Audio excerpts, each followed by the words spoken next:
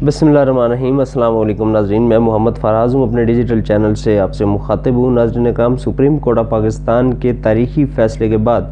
जहाँ पहले तो हीले बहाने जो है वो किए जाते रहे, एक दिन तो बड़े अजीबोगरीब किस्म की तशरीहात उस फैसले की जाती रहीं गवर्नमेंट ऑफ पाकिस्तान की तरफ से, और उनके जो अटार्नी जनरल हैं और उनके जो वज़ीर कानून हैं उनकी तरफ से बड़ी अजीबोगरीब किस्म की तौजीहात और तशरीहात जो है की जाती रहीं। लेकिन बिलाखिर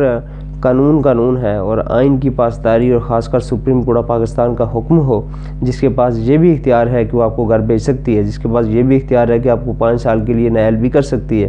और जिसके पास ये भी इख्तियार है कि वो अफवाज पाकिस्तान को भी बता सकती है कि अगर आपने अब आपका जो हुक्म है उसकी तमील नहीं हो रही या आइन की खिलाफ वर्जी हो रही है, तो supreme court of Pakistan अफवाज Pakistan को भी रिक्वेस्ट कर सकती है कि मेंटेन करें, हमारे हुक्म को जो है वो आप लागू करें। ये सारी चीज़ें इतनी पावर होने के बाद एहसास हुआ इलेक्शन कमीशन ऑफ पाकिस्तान को भी और गवर्नमेंट ऑफ पाकिस्तान को भी कि चीज़ें जो वो चाह रहे थे वैसे शायद नहीं चल सकेंगी। इस सिलसिले में कल इलेक्शन कमीशन ऑफ पाकिस्तान का भी अहम इजलास हुआ, जिस इजलास के अंदर ये फ़ैसला किया गया कि जो सुप्रीम कोर्ट ऑफ पाकिस्तान का जो फ़ैसला है उसके ऊपर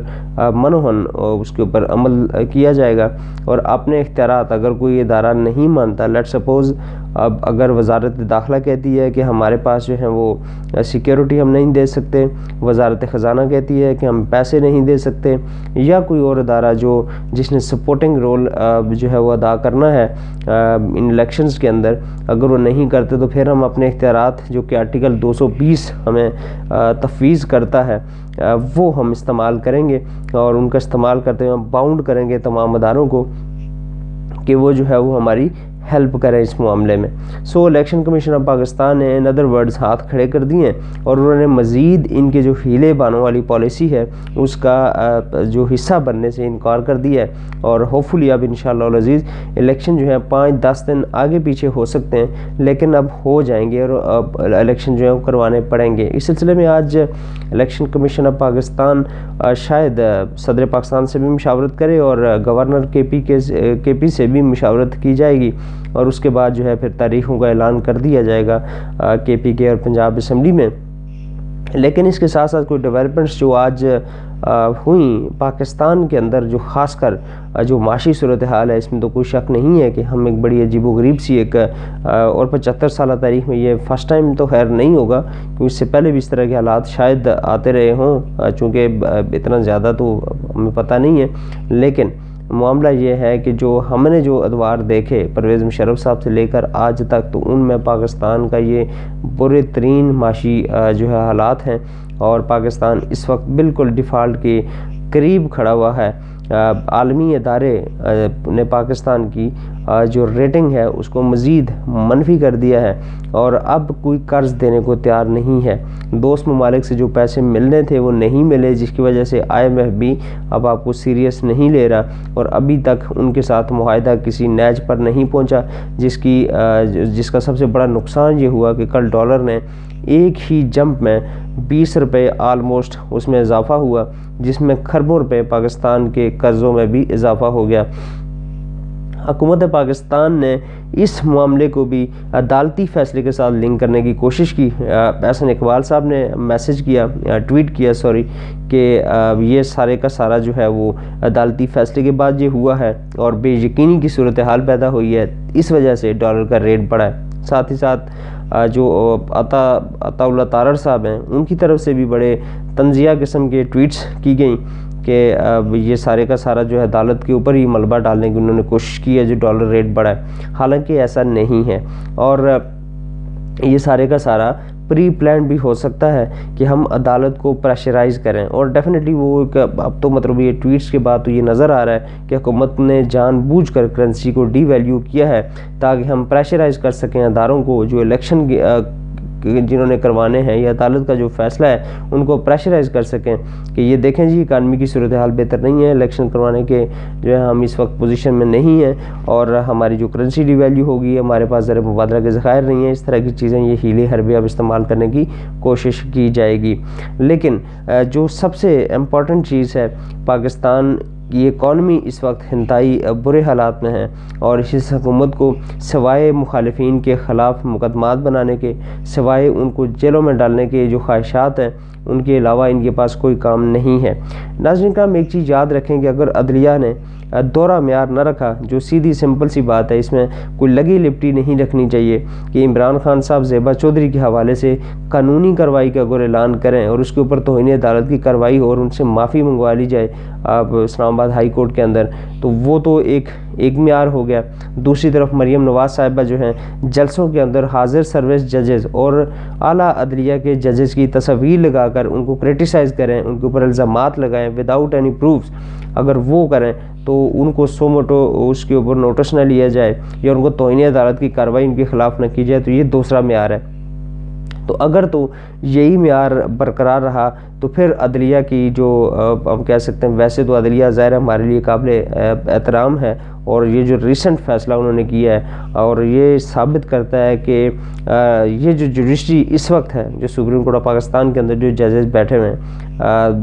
وہ صرف اور صرف ایک بات پر یقین رکھتے ہیں کہ آئین کی پاسداری کروانی ہے، اور جو آئین نے ہمیں اختیارات دیے ہیں، آئین نے اپنی حفاظت کا جو ذمہ جو ہے وہ ہمیں ذمہ دار بنایا ہے، وہ ہم نے پورا کرنا ہے، اور انہوں نے وہ چیز پروف کی ہے۔ تو اگر تو یہ اسی طرح یہ کرتے رہے، اور مریم نواز صاحبہ اور یہ جتنے باقی ان کے جتنے بھی یہ جو لیڈران ہیں، احسن اقبال صاحب جیسے یا عطا اللہ تارڑ خاص کر، اگر یہ اسی طرح ان کی جو ہے وہ عدلیہ کی جو توہین جاری رہی اور عدلیہ نے اس پر نوٹس نہ لیا، تو پھر تو معاملات آگے نہیں بڑھیں گے اور عدلیہ کے اوپر بھی سوالیہ نشان لگے گا۔ لیکن اگر توہین عدالت کا نوٹس ہو گیا، جیسا کہ مریم نواز صاحبہ کو سیشن کورٹ، جو کہ اتنا زیادہ اس سے فرق شاید ان کو نہ پڑے، سکھر کی ایک سیشن کورٹ نے ان کو بلایا ہے 10 مارچ کو، انہیں پرسنلی حاضر ہونے کا حکم دیا ہے سکھر کی ایک سیشن عدالت نے۔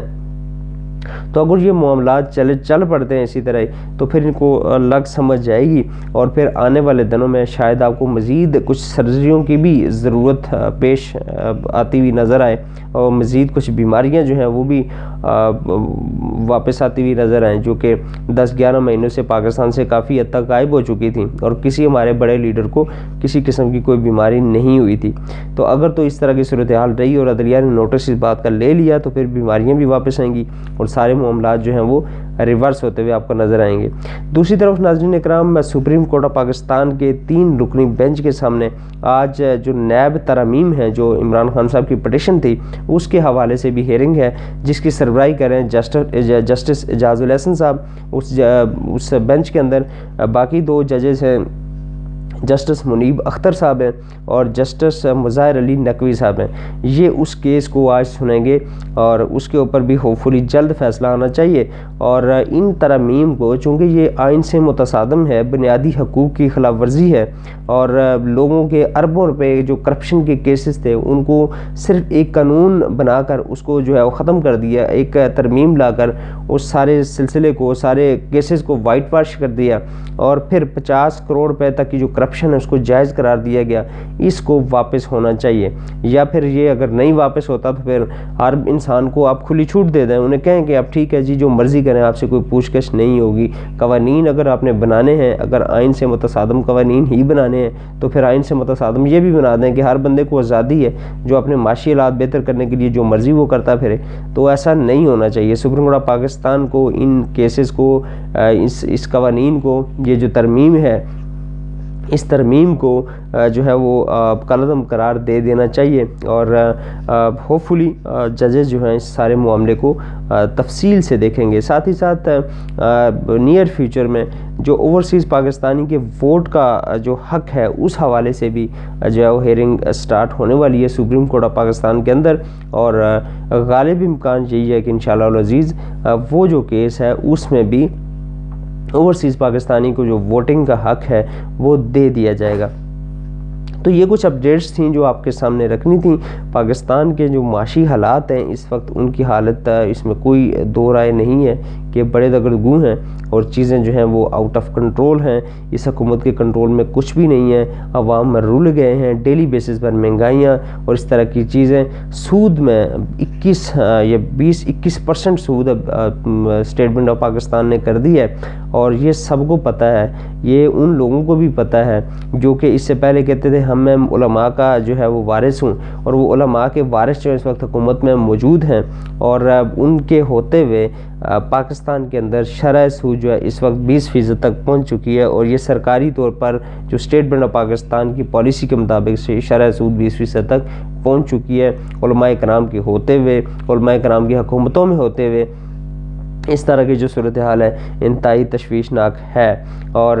اس کے اوپر میرے خیال میں اگر علماء نہیں بولتے، خاص کر مولانا فضل الرحمان صاحب اگر اس کے اوپر احتجاج نہیں کرتے چونکہ حکومت میں ہیں، اور سب سے بڑے جو ہیں وہ کہتے یہی ہیں کہ ہم جو ہیں وہ علماء کے وارث ہیں، تو پھر میرے خیال میں یہ لمحہ فکریہ ہے ان کے سپورٹران کے لیے بھی اور سب کے لیے، اور خاص کر نون لیگ کے سپورٹران کے لیے بھی لمحہ فکریہ ہے کہ پاکستان سب کا ہے، یہ صرف نون لیگ والوں کا یا پاکستان تحریک انصاف والوں کا یا پیپلز پارٹی والوں کا نہیں ہے، اس میں ہر بندے نے رہنا ہے، جو پاکستان کے اندر رہتا ہے، جو پاکستان کا شہری ہے، جو وہ سارے کے سارے پاکستان میں رہیں گے، ان سب لوگوں نے اپنے اپنے ٹھکانے باہر بنائے ہوئے، سب نے یہاں سے نکل جانا ہے جب مشکل حالات آئیں گے۔ پاکستانی بنیں اور ان کے خلاف آواز بلند کریں، جو اچھا کام کر رہا ہے اس کو اپریشیٹ کریں، اور جنہوں نے 10-11 مہینوں کے دوران اس ملک کا بیڑا غرق کر کے رکھ دیا ہے ان کے خلاف جو ہے ان کو نظر میں رکھیں، اور صرف ان کو نہ جنہوں نے کیا ہے، جو ان کو لے کر آئے ہیں، جنہوں نے ان کو بٹھایا ہے، جنہوں نے ان کو جو ہے وہ اس پاور میں لے کر آئے ہیں، وہ بھی اس میں برابر کے شریک ہیں۔ یہ جو پاکستان کی تباہی ہوئی ہے اس میں وہ بھی برابر کے شریک ہیں، اور آئی تھنک کہ اب شاید عدلیہ کو بھی جو ایک فیصلہ تھا اس وقت، جو رولنگ کو کالعدم قرار دیا گیا تھا، شاید اگر وہ سمجھیں، اگر وہ ملک سے محبت ڈیفینیٹلی ان کو ہے، ہم اس پہ شک نہیں کر سکتے، تو ان کو شاید کہیں نہ کہیں یہ فیل ہوگا کہ اس سٹیج پر انہوں نے ایک غلط فیصلہ دیا تھا، یا نظریہ ضرورت کے تحت وہ فیصلہ نہیں دیا جانا چاہیے تھا۔ جب اسمبلیاں تعلیل کر دی گئی تھیں وزیر اعظم کی طرف سے اور الیکشنز کا اعلان کر دیا گیا تھا، تو پھر میرا نہیں خیال کہ کوئی ضرورت تھی اس فیصلے کو ریورس کرنے کی، صرف اور صرف نظریہ ضرورت کی بنیاد پر، اور اس کا نقصان اتنا بڑا نقصان ہوا ہے پاکستان کو کہ شاید پاکستان کی تاریخ میں اتنا بڑا نقصان پاکستان کی اکانومی کو کبھی ہوا ہو۔ اور مہنگائی کی جو سطح ہے جو کہ ابھی تو 31% پہ پہنچی ہے، لیکن یہ ایکسپیکٹڈ یہی ہے، اور اسٹیٹ بینک آف پاکستان نے کل اس بات کا اعلان بھی کیا ہے کہ آنے والے دنوں میں مہنگائی مزید بڑھے گی۔ اللہ تعالیٰ پاکستان کا حامی و ناصر ہو، پاکستانیوں کو، پاکستان کو اللہ تعالیٰ اپنی حفظ و امان میں رکھیں، پاکستان سلامت رہے تا قیامت رہے۔ السلام علیکم ورحمۃ اللہ وبرکاتہ۔